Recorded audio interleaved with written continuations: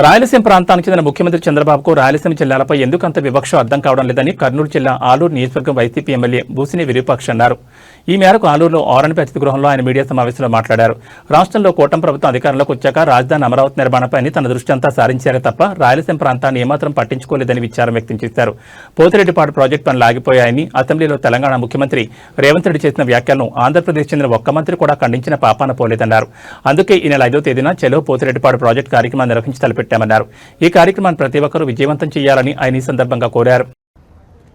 ఈ పోతిరెడ్డిపాడు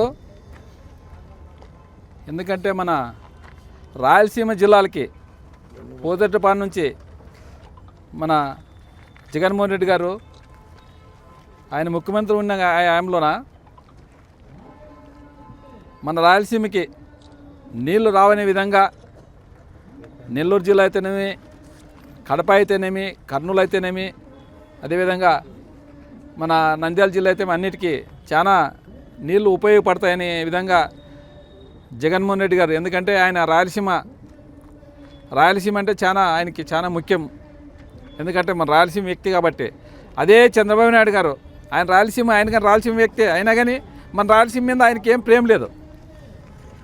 ఆయనకి అంతా ఎక్కడ ఈస్ట్ వెస్ట్, ఆ గుంటూరు ఆ సైడే, ఆ రాజధాని అనే లెక్కలోనే ఆయన ఆ ఏరియా మాత్రమే ఆయన చూసుకుంటాడు. కాబట్టి ఎందుకంటే మనకు ఒకటే నిదర్శనం, తెలంగాణ రాష్ట్ర ముఖ్యమంత్రి రేవంత్ రెడ్డి గారు ఆయన స్వయాన అసెంబ్లీ సాక్షిగా చెప్పినాడు. కాబట్టి ఈరోజు ఆయన రాయలసీమ ద్రోహి చంద్రబాబు నాయుడు అనే విధంగా మనకి తెలుస్తుంది. ఎందుకంటే నేను రిక్వెస్ట్ చేసి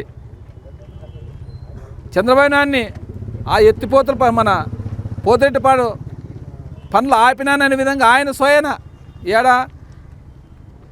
అసెంబ్లీ సాక్షిగా అసెంబ్లీలోనే ఆయన మాట్లాడినాడు రేవంత్ రెడ్డి గారు. దానికి ఇక్కడ మన ఆంధ్రాలో ఏ ముఖ్యమంత్రి కానీ, లేదంటే నీటిపారుదల శాఖ మంత్రి కానీ, వాళ్ళ శాఖలో మంత్రులు కానీ ఎవరైనా కానీ దాన్ని ఖండించలేదు. అంటే దానికి అర్థమేమి, ఈయన నిలబెట్టినాడనే విధంగా మనకు అర్థమవుతుంది. ఎందుకంటే అందుకోసమే ఈ చంద్రబాబు నాయుడు రాయలసీమ ద్రోహి, రాయలసీమకి నీళ్ళు రాకూడదు అనే విధంగా ఆయన ఎంత నెగ్లిజెన్స్గా, అదేం ఎన్ని వస్తాయి 22 టీఎంసీలు అంటాడు ఆయన. 22 టీఎంసీలు అంటే ఆషామాషి కాదు. ఒక టీఎంసీ దాదాపుగా 30,000 ఎకరాలకు పారుతాయి. అలాంటిది ఆయన ఇంత చాలా చులకనగా మాట్లాడతాడు ఆయన. ఇలాంటి వ్యక్తిని మనం రాయలసీమ ద్రోహనల చంద్రబాబు ఎవరంటే రాయలసీమకు ద్రోహం చేసినాడు. తెలంగాణ వాళ్ళు మాట్లాడే రేవంత్ రెడ్డి ఆయన శిష్యుడు.